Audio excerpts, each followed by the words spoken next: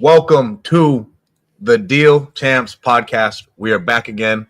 I'm back from my week-long bender down in New Orleans. Completely worth it. The Super Bowl was awesome. Had a great time. We have an amazing guest on today who I actually happened to meet on another 3-4 day bender at a mastermind down in Austin years ago. But we have Jeff Macpherson on. Well, Jeff will have you do a quick little intro once we get it going. Guys, don't forget your tickets to the Deal Champ Summit, where I'm going to be shamelessly plugging it every single podcast for the next 2 months. So we get you guys to buy your tickets. Real quick about myself, I've scaled 2 different companies to 7 figures. We have a 7-figure real estate portfolio. And I got started in real estate with absolutely nothing, no life skills, and it's absolutely changed my life. I started other businesses, but I always know I can go back and do deals and make money. It's the greatest skill set in the world to be able to be, hey, I don't know what to do. I can go wholesale a house, make 30 grand, and I'm pretty much reset again. It's an amazing skill set to have. We have the master of hair, Mr. Jason Pritchard. Hair's out today. Thanks for everybody for joining us. I'm your other co-host, Jason Pritchard. Quick backstory on me is I worked in corporate America for 15 years.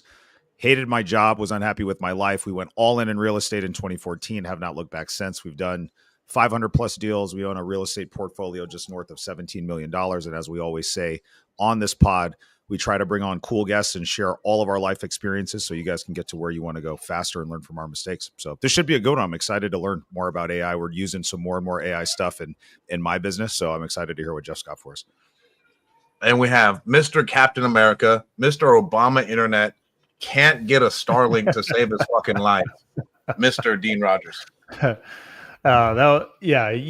You're never shy to give someone a hard time. So I got printer problems. I can't print and be on my Wi-Fi at the same time. It's like this thing that gives me nightmares. But anyways, so what's up, guys? Dean Rogers, your other co-host here. Excited for another podcast. Excited for Deal Champ Summit, baby. It's going to be on fire April 4th and 5th in Fresno, California at the Table Mountain Casino. You guys got to get your tickets. Go to dealchamps.com/summit. Going to throw this up for you there. So guys, I started my career in the NFL. Then I got into corporate world. Then I got into real estate. Been doing that for over a decade now. We've done over 700 plus deals, 8-figure rental portfolio, and coaching students how to get started in real estate with wholesaling. You guys can always connect with me at deanrogers.com. And we have our guest today, Mr. Jeff Macpherson, a friend of mine who got started way back when. And I met him just after he got sued by Facebook. He created, for those of you guys who are like marketers, started a company called ManyChat, essentially ManyChat before ManyChat, to where you could do all that. And then Facebook sent him a cease and desist. And then he's built out this AI company since then. He's an amazing dude. Mr. Jeff Macpherson, bro. Thank you so much for coming on. Give us a quick intro.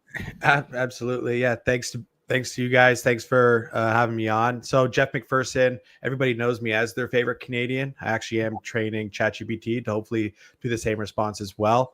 Little backstory on myself. Yes, I'm a 3-time tech founder, one being getting shut down by Facebook through a cease and desist. I built the first chatbot or conversational marketing tool for Instagram Direct. Had about 500 million followers on the platform and just shy of 1 billion messages sent.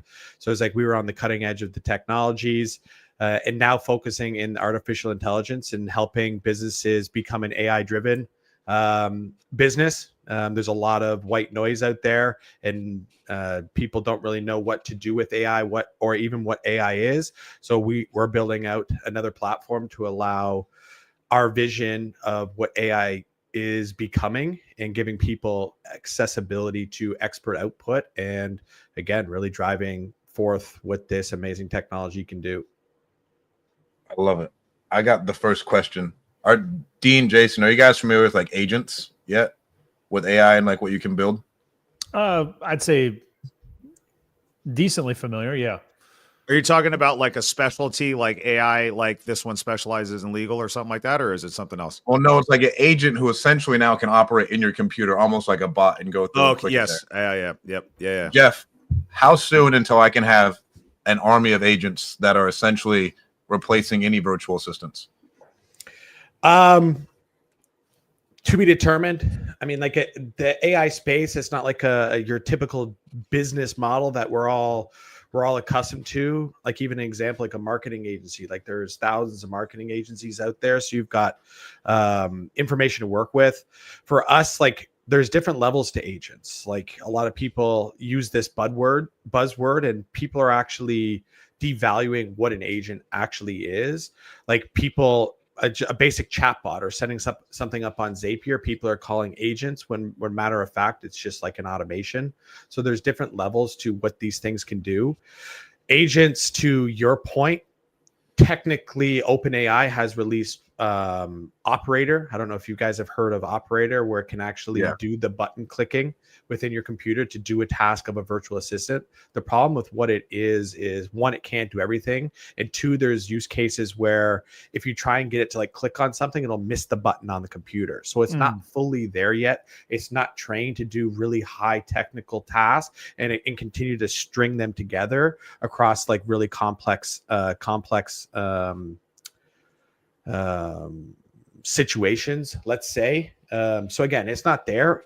Is it going to be here soon? I would say probably in the next 12 to 18 months, you're really going to start seeing these things. But within the different levels of agents, as people call them, there's like your simple task doers. There's a one that do more information, like be able to retrieve more information from your business itself. From there, it's like there's agents who will do one task, pass it to another. So it's like interchanging is another one with large context windows or information that they actually have to work with. And that's when you get into more of the fully autonomous agents like you're talking about, which is kind of like your level 3, your level 4 to 5 agent that's out there. Again, we could go super technical to this. I'll try and keep it as non-technical as possible, but 12 to 18 months, I think, is when the technologies are really going to progress. Yeah, I'd say it's one of the fastest growing industries that we've seen in our time. With any tech that comes in the world, I think new opportunities and possibilities open up. But with the power of AI just rapidly growing and learning from itself is where the magic happens. Now, Jeff, you talked about having experience in the chatbot realm. Are there other use cases that you specifically are currently focused on, or is your area of expertise and focus on chatbots? No. So we would come in kind of I'll go back to like kind of the levels of agents. So there's like your single task specialist, like a YouTube transcription, like that's a very specific aspect of, they're out there. Gurus are talking about them. It's like one simple task. That's all it does. Level 2 is like it follows rules. So it's like your basic chatbots that you're talking about, answer FAQs, answer simple support tickets, stuff like this. That's typically what you see on the market and see through Facebook. Then you get into your level 3, where it's like research agents, where it's doing level 1 and 2, but it's also researching, analyzing the data, and being able to connect them to other task doers. That's kind of where we are right now. Your make.coms, your Zapiers, they're powerful. These are just platforms out there that allow automations to be set up. The problem with them is the more steps that they need to go through, it's like broken telephone with information. The longer it goes through, the harder it is to actually understand it by the end. And this is where you've probably heard hallucination. And that's where it comes in, because it's got too much data across too many steps that it starts forgetting the information in the beginning. The example I always like to go into is nobody can remember like the first sentence that we talked about, the first word that we said when we first jumped on this call. And like as the conversation goes longer and longer, the odds of you remembering that first word that said is extremely difficult. So to have those technologies set up properly so you don't forget that first word is where you essentially want to go with AI technology, because it runs on the information of our business. So for us to answer your question, where we focus on is every business has a unique selling point or IP. Every single business does. That's why they started it. And it's like everybody has why a customer comes to them for a reason. So sure, it's like you could do multiple things in your business, but there's always like one thing that we love and that we're really good at. What we do for a business is turn that IP or that USP into an AI-driven solution, because not only can it help your business scale, it can be help you reduce costs, but it's something that is licensable when we go service-based businesses, that like an expert output. This is where it becomes the new age agent as a service or SaaS model. And that's where true scale is for a business. So with the are you saying there's just not enough of like a context window for that agent to remember? Like it's just not strong enough yet? Yes. There's a lot of different aspects there. Retrieval, like there's a retrieval process behind it as well. It's like the more information that's in there. Also with our businesses, it's siloed data. We have data in CRM systems. We have data in Google Documents. We have data in spreadsheets. It's like, how do you pull that all into one unified spot and have it set up in a way where the AI can not only go and find the information, it knows how to interpret the information that's there. So like, again, there's a lot of problems in the AI world and why people are starting to see why these level one and level 2 agents not working and always having to redo them and keep up with them because they don't have the right technology set up for it to understand the data, 2, optimize the data, and 3, communicate the data that's there. Because that's what AI runs on. It runs on our business information. So I got a question. Most of our Oh, you go ahead. My bad. I was going to say, bringing it back to real estate, because most of our audience is real estate related. Like there's lots of buzzwords and stuff right now. I heard you say there's a lot of white noise at the beginning, which I agree, it can create some confusion, right? But if you are a real estate investor, right, and you're trying to figure out like the best ways to implement AI into your business now, you have some ideas or foresight that you can send, like to tell to our audience, Jeff, like these are the things that are coming up in the next 3 to 6 months or 12 months where this is really going to see some growth in your business. You like utilizing AI? The big thing that we try, and like I'm not actively in real estate, so I'll try and make this as easy as possible to explain. But like, what is the major pain point in your business? Like that's one way to start looking at it. What is something that's taking you more time? Like if it's a repetitive task that you have to do every single day that you believe you can automate, start there. Don't try and automate the whole time to value. Yeah. It's like, start with one, do that extremely well, then move on to the next thing. Because with AI, it's like there's a million things that we can do, but only some work. What we notice where AI is extremely good at is the foundational stuff and not the tactical things. And tactical is like, AI callers are fantastic, but they're not quite there that yet. They're not closing deals for you. So it's like, is that worth your time? Probably not. It's like, customer support. It's very basic stuff, but if you can optimize your customer support tickets, not only can you answer back to your customer support quicker, but you can take all the conversations that you had and analyze them. It's like, what's the top 5 pain points over the last 30 days? Then turn that into product service development or into marketing materials. So like, there's a lot of rich information in our business that's very basic that we neglect, that AI is extremely good at. And this is why it's like, for us, when we work with the business, it's like, what is somebody really good at? Turn that into their core AI driven solution or their foundation. And then you can start plugging in like the AI callers, the avatars, like the reporting. All those things are just technical mumbo jumbo that the gurus are selling that will have to be replaced in 4 to 6 months because you don't have it set up properly. So it's like, what is the major pain point? Start with that. And it's like, or do I have something that's really valuable that everybody comes to me for? It's like, spend the time and resources on setting that up and then plug everything else into it like an operating system. So, Jeff, I'm curious if you are focusing on a specific industry that you're wanting, do you feel this will be best for, your specific use cases? Or if you feel like it's industry agnostic and, it applies to pretty much anything related to what you were just covering now? Where we're seeing the biggest uplift is like coaches, consultants, and like service-based agencies. That's where we're really seeing the uplift. Just because there's a lot of human power that needs to go in there. And they're the ones who, like, in a service-based industry, it's like people are giving us their money for us to do a task they don't want to do. So it's like AI can automate that. It's really good at that. And like examples that I was talking about is like I'll give you an example for like what I'm talking about is like turning your IP into like a licensable good for you. So again, create additional revenue streams. Marketing is a huge one. Media buying is not quite there yet with AI, but my business partner is one of the best media buyers I believe out there. it's like also there's other agencies out there that are amazing at writing copy, creating content. They have frameworks, they have processes. And AI, if you can download that and you can teach AI your processes, your frameworks, your strategies, not only is that going to help your business run better, you're going to be able to do it cheaper because now this mind is in a 24/7 access to do other things. You can now license that to other agencies. You can license that to other businesses. So it's like now people can have access to whatever this IP is in our brain and why we started the business or the opportunity in the beginning, and you can now give it to more people. And that's what AI is extremely good at. It's the accessibility to knowledge. That's what an LLM is. It's accessibility to knowledge. But the LLM like ChatGPT is just the whole web. So what if we can hyper focus experts and personalize it to the customer that we're interacting with? That's the difference between like using AI and like leveraging AI.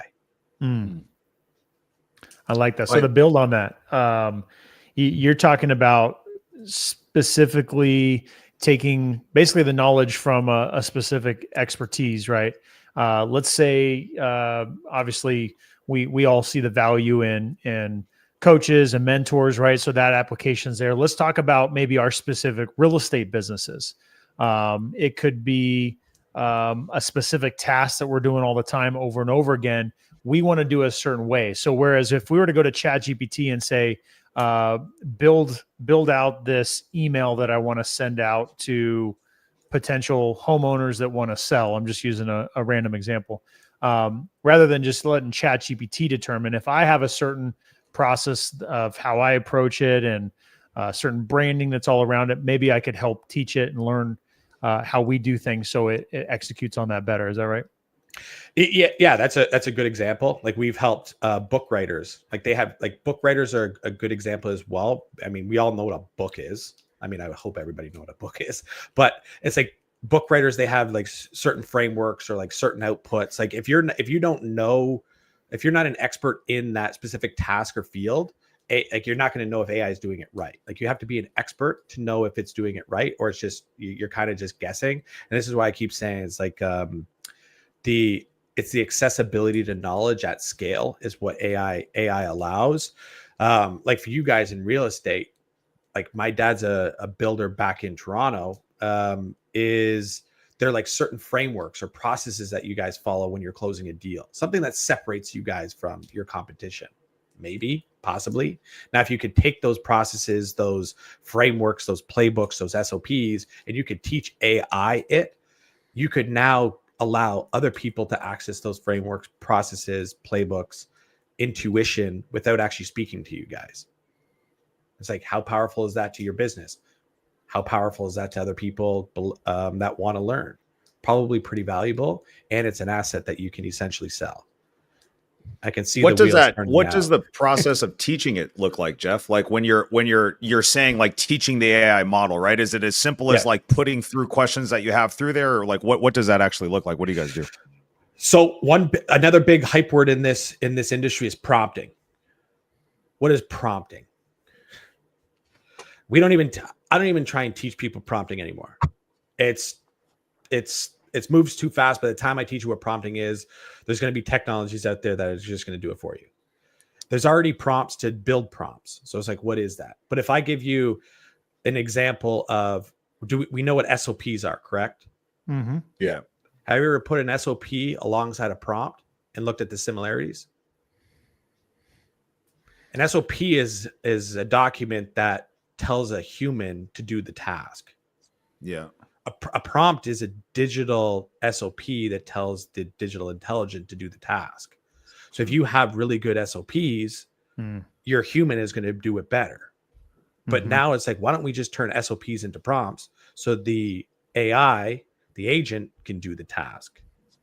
And then as it's doing the work, what it communicates better than humans is if it doesn't know the information, it can ask the human, hey, Jason, I got a question from Dean.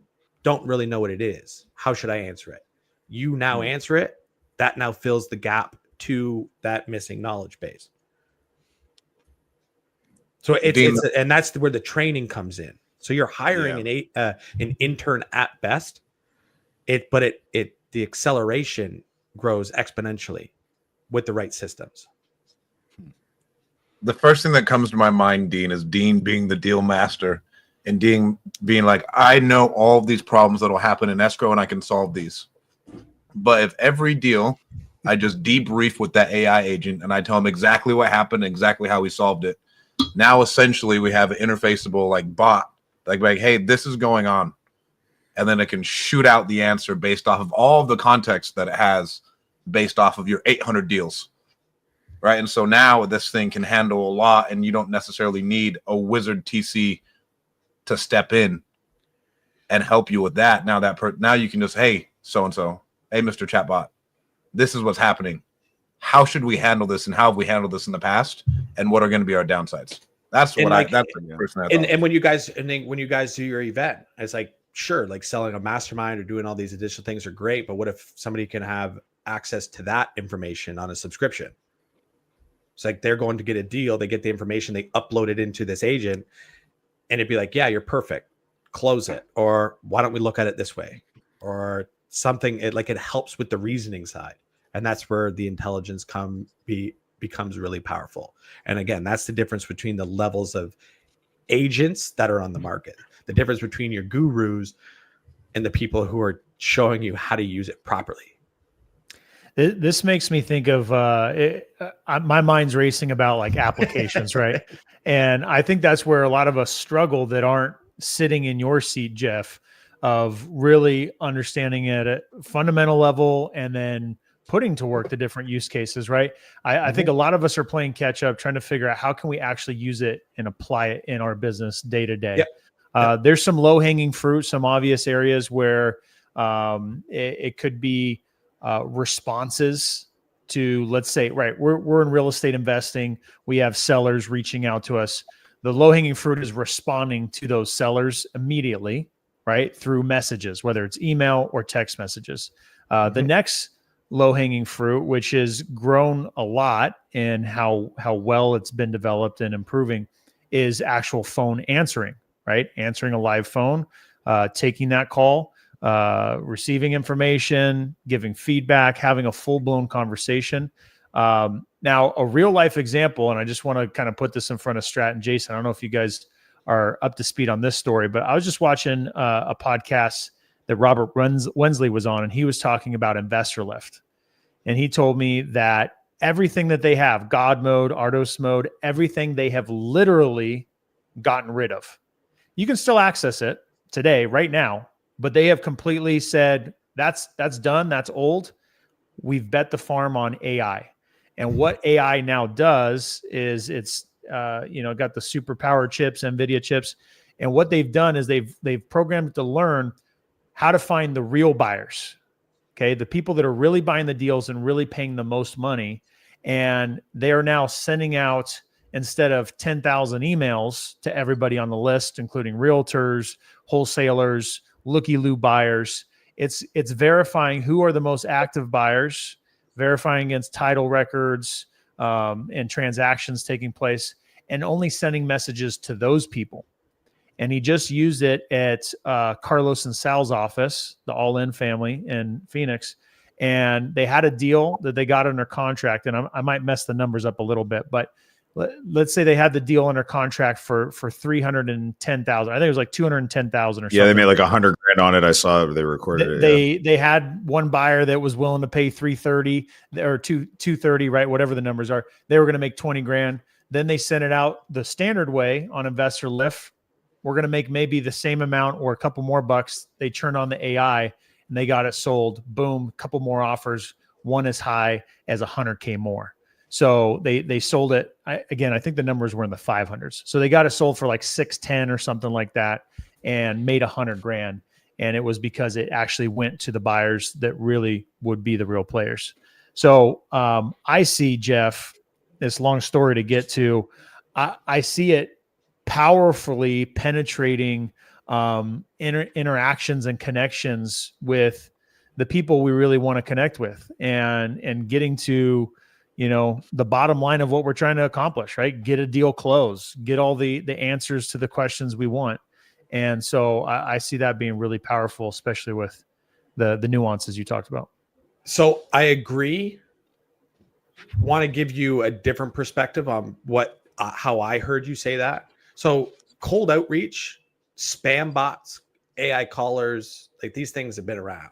That's a tactical solution to what the end goal is to close the deal. Mm-hmm. What they built and what it did extremely good was understand their avatar better at scale. And then it reached out to the right people. That's what it did. That's what it did extremely well. AI is good at, again, accessibility to knowledge at scale. The tactical things of like reaching out to more people, that stuff's been around for a long time. That's a level one. That's a level one agent. But it's like for them to build the system to understand their avatars better, understand the deals better, and to be able to lay it up in front of the right people. That's what separated them from the other people doing the same stuff. It's like, why am I sending 100,000 emails and only getting one deal? Well, it's because you're not actually understanding the information that comes with it. You're just setting the same thing out like everybody else. And that's the difference in like the IP to a business and like just another outreaching tool. So Dean, on the example that you're talking about now, like, let me play devil's advocate really quick. If you're sending a wider net, are those other buyers not getting cast and caught up in that same net? Or like, obviously I understand the more targeted approach, but wouldn't you be hitting those buyers in theory if you're blasting everybody? And why in that sense is the understanding the avatar a little bit better? Is it because it's direct outreach to them, or is it something else? I think it's hard to get your text messages and emails through now with Investor Lift. Like, because it goes really, really wide, and with all the TCPA shit, like you'll look through your like click-through rates if it's a really big email and your click-through rates are trash. Same thing with like the text messages that opt in, to where I think if you can like, hey, we know these are the people who want to buy this. And the big difference, Jeff, is like I think Investor Lift has like 8 million buyers in a database that they've essentially sectioned off that they've used it to train on. So my question would be like, how do you even train this thing on all this data? Like, do I just send it all the data like, hey, tell me what I'm missing. Here's all this data on all these buyers. What am I missing that we should see? Yeah. X engine AI. No, but on serious, it's like, it's time and resources. It really is. Like, is it hard to train it? I mean, for some, yes. For some, no. It's like, how much data, what type of data, what do you need from the data? How do you want to utilize the data? Like, all those questions start coming into play. It's like, okay, now we've got it all. What do we want to do with it? Now we want to do it like we want to send emails. Okay, well, how are we going to send the emails? Through what provider? Like, these are the levels of that you need to go through to actually utilize the information. Because there's like input, where you collect the information from, analyzing the information, and then output is what you do with the information. So it's just time and resources. So hearing what you're saying, Jeff, and I think this is exciting and also confusing. It kind of muddies the water for the future. So I think the output for people is going to increase, right? We've talked about that in general. Like the industry, AI industry has talked about that in general. The AI industry has talked about how a lot of positions, entry-level positions in certain spaces may no longer be needed, right? There's a solution with AI.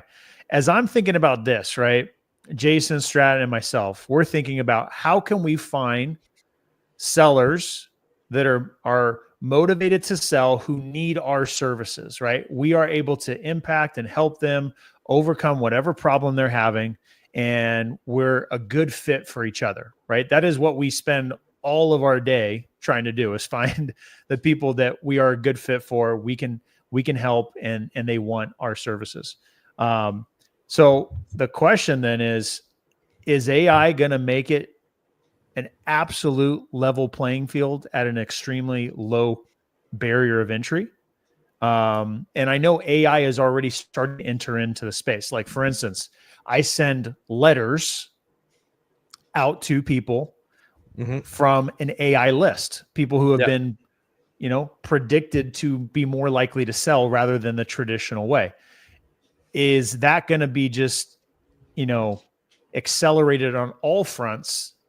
Think of, Google PPC and, SMS text message campaigns and cold calling and everything? Is everything just going to be accelerated to where we already know who wants to sell and everybody has the same information? So it's just a, first to get there.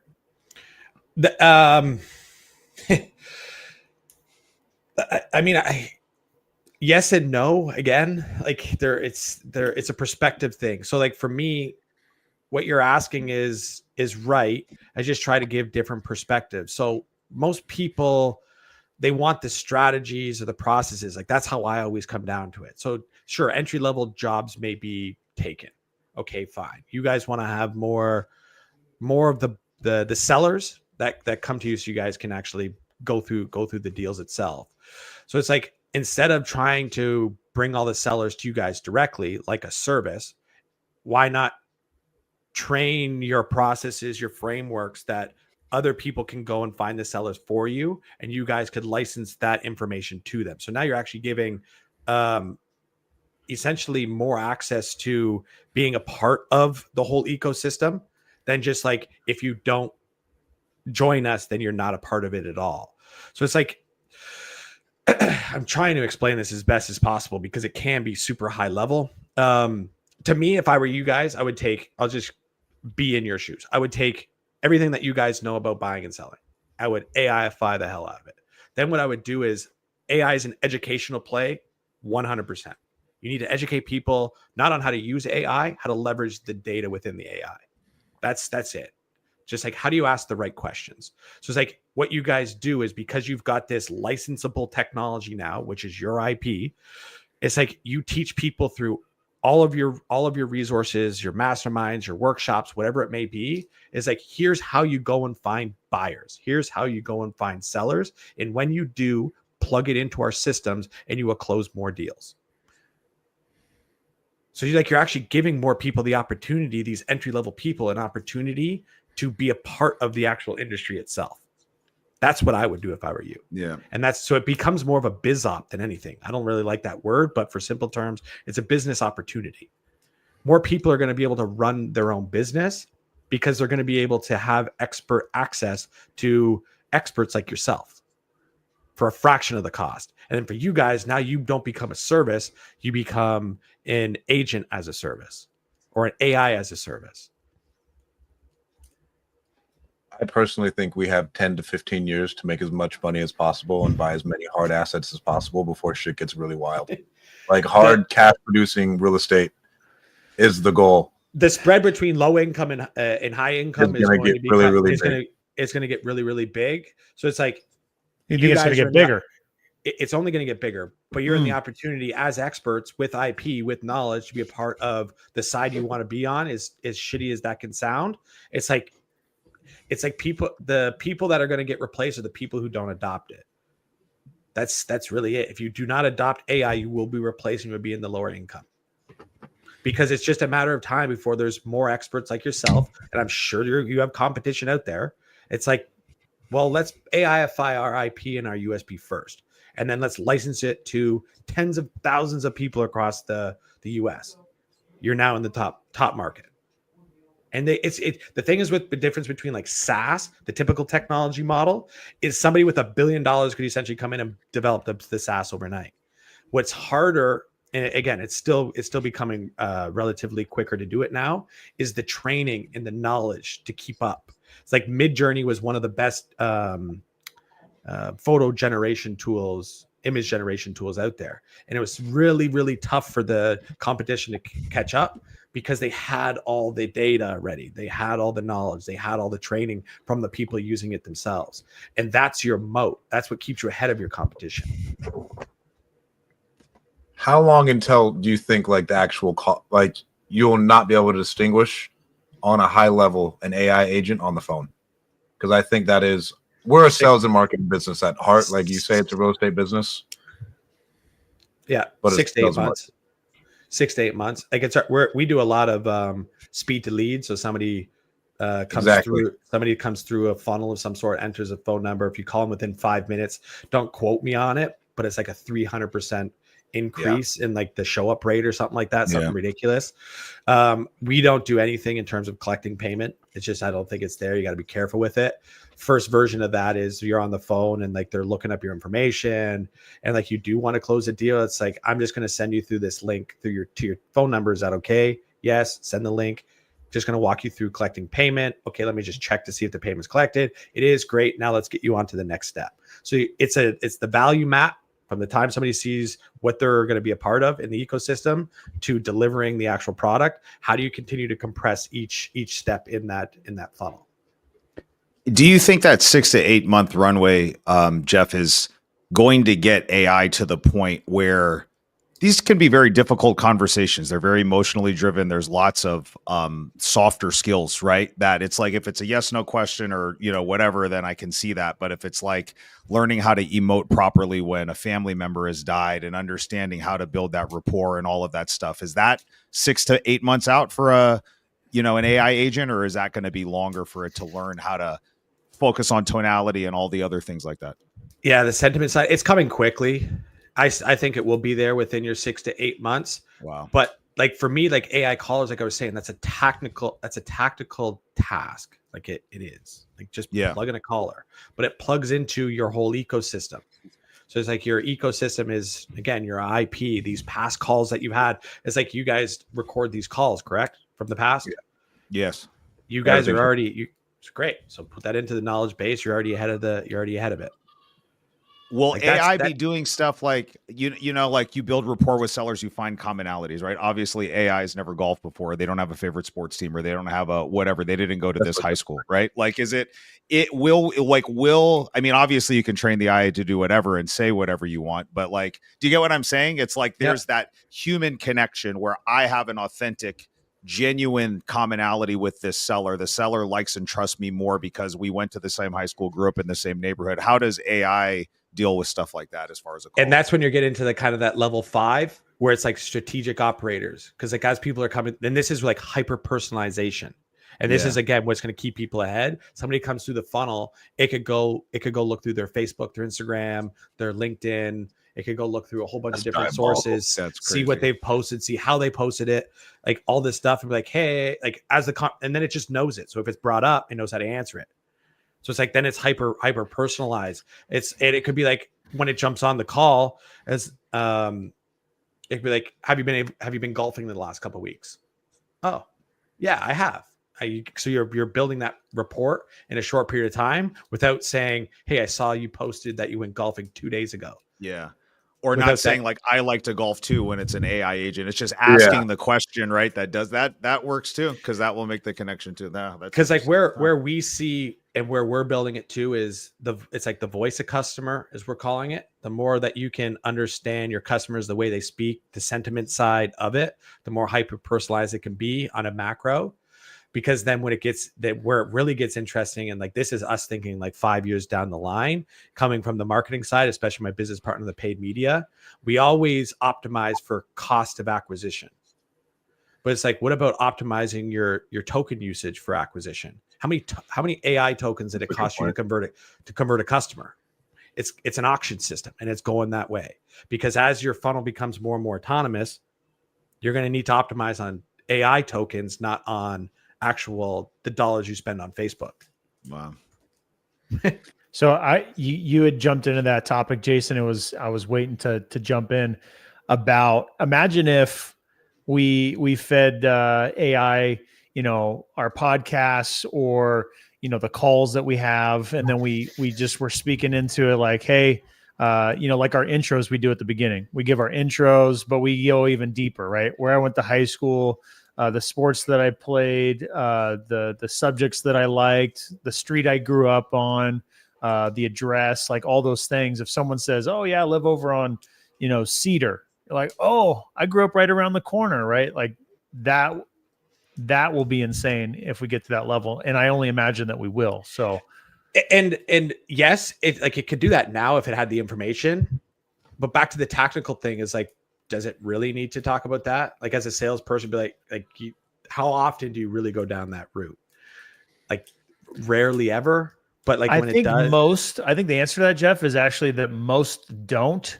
But I would argue, I think Jason Stratton and I would say what would maybe set ourselves apart, and that we feel that we, do one of our highest skill sets is to negotiate, is because we do go to that level, right? Yeah, and it's just the data side of it at that point. Does it work? It's like, because I agree. Like, the more hyper personalization you can get it, the better the deals go through, because you're building that rapport, that trust. Like, they feel like that's the most important thing.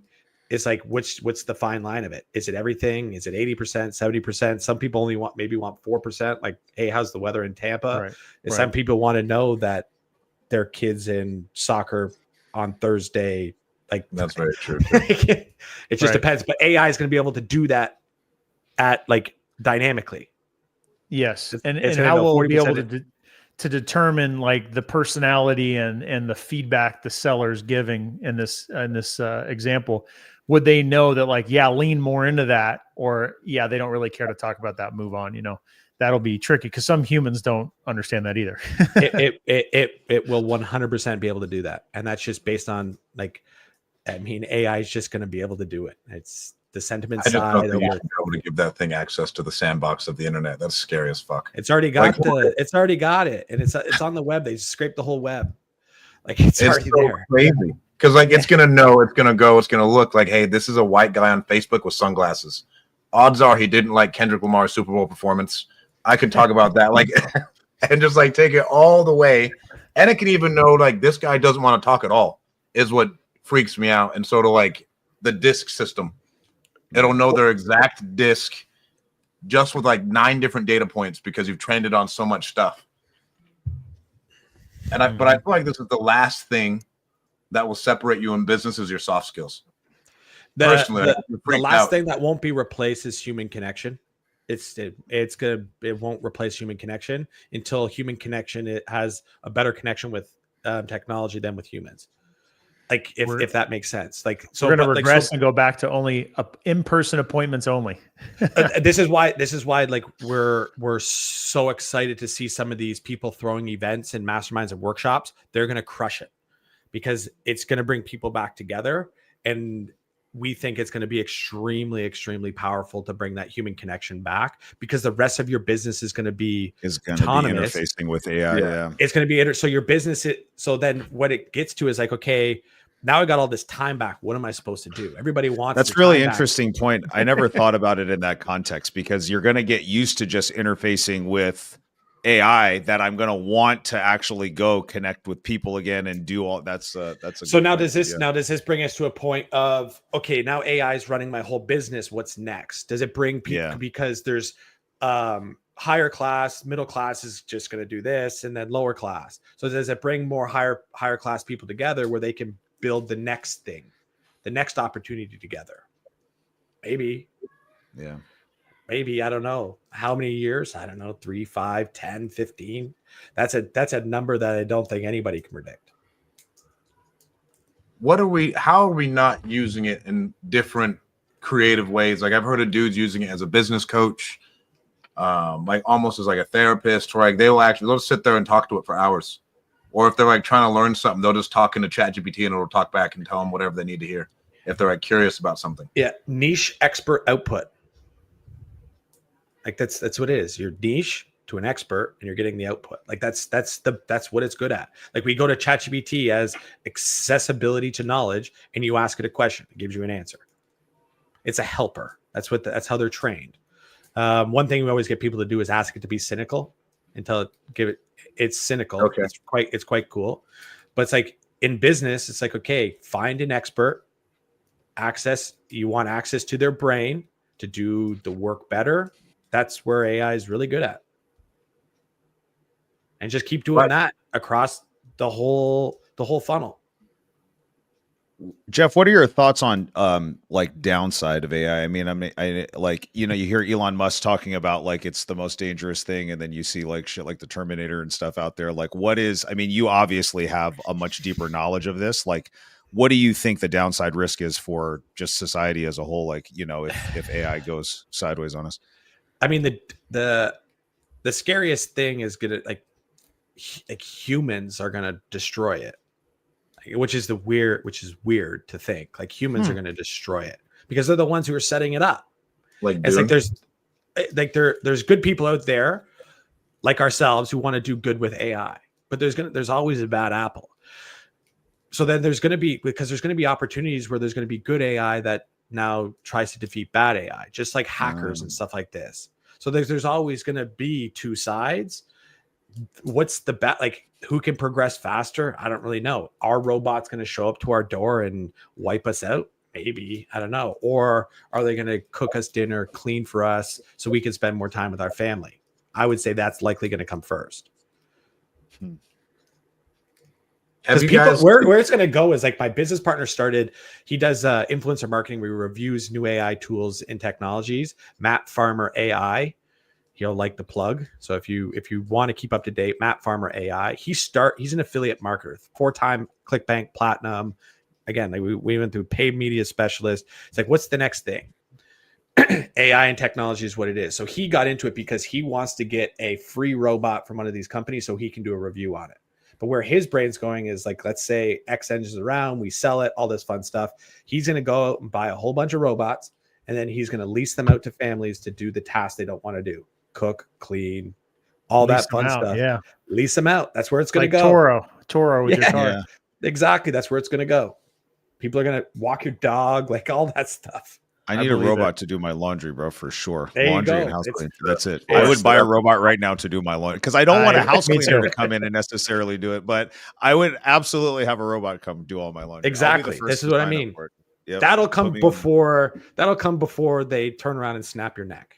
Yeah. Jeff, how far away is Replit from me being able to build the CRM that I want? Why build the CRM?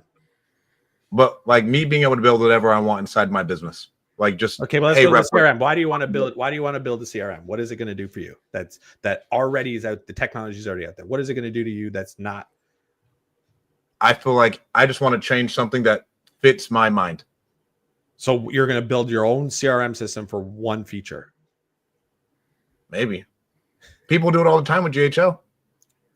Yeah, but they're actually GHL is a CRM system. They're just adding an additional feature to GHL. Yeah. Don't build a CRM. That's a waste of time. And resources. That's my honest feedback because I love you. Look, like just agents don't need SaaS. This is another thing. It's like SaaS, this is actually how you and I got into a conversation. Is SaaS dead? You messaged me the other day. It's like typical SaaS model is dying because SaaS was created for humans to be able to click around conveniently to do the task. But agents don't need the click around anymore.